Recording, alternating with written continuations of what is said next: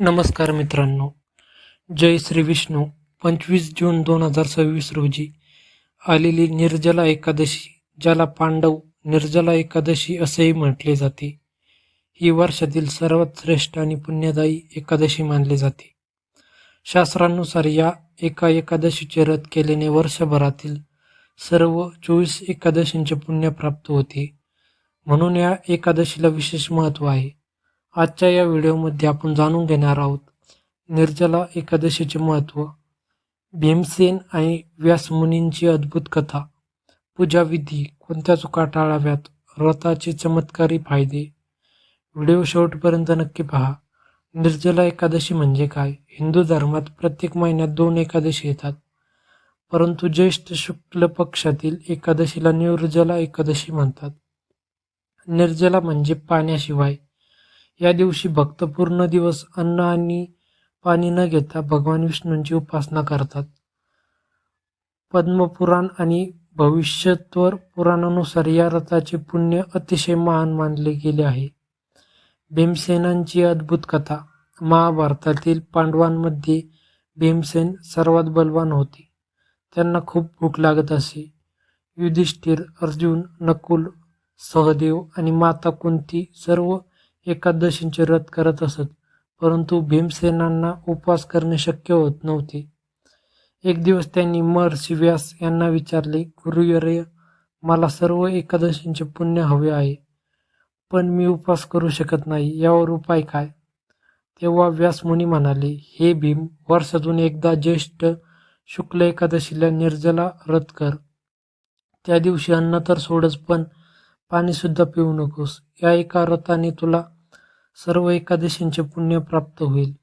भीमसेनांनी हे व्रत केले आणि त्यांना महान पुण्य प्राप्त झाले. म्हणून ह्या एकादशीला पांडव निर्जला एकादशी असेही म्हणतात.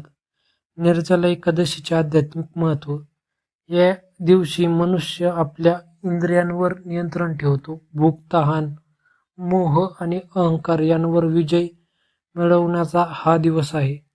भगवान विष्णूंची भक्ती करून मन शुद्ध होते.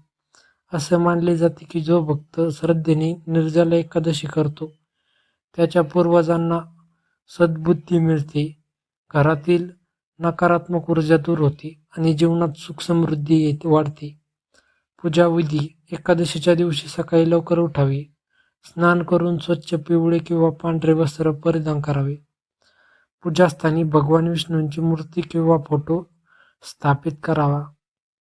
तुळशी पत्र अर्पण करावे. पिवळे फूल, अक्षदा आणि नैवेद्य अर्पण करावा. यानंतर खालील मंत्राचा जप करावा. ओम नमो भागवते वासुदेवाय. हा मंत्र 108 वेळा जप केल्यास विशेष फल प्राप्त होते. तुळशीचे महत्त्व. भगवान विष्णूंना तुळशी अत्यंत प्रिय आहे. तुळशीशिवाय विष्णू पूजा अपूर्ण मानली जाते.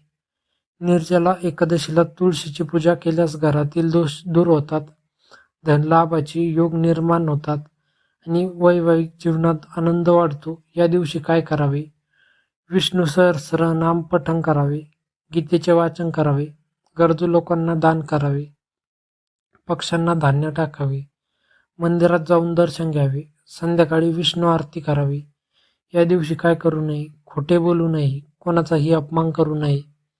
राग धरू नये. मांसाहार आणि मद्य सेवन करू नये. वादविवाद टाळावेत. नकारात्मक विचार करू नयेत.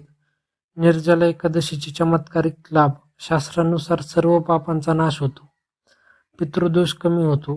आर्थिक संकटे दूर होतात. आरोग्य सुधारते. मानसिक शांती मिळते. विष्णू कृपा प्राप्त होते. मोक्षप्राप्तीचा मार्ग सुखकर होतो.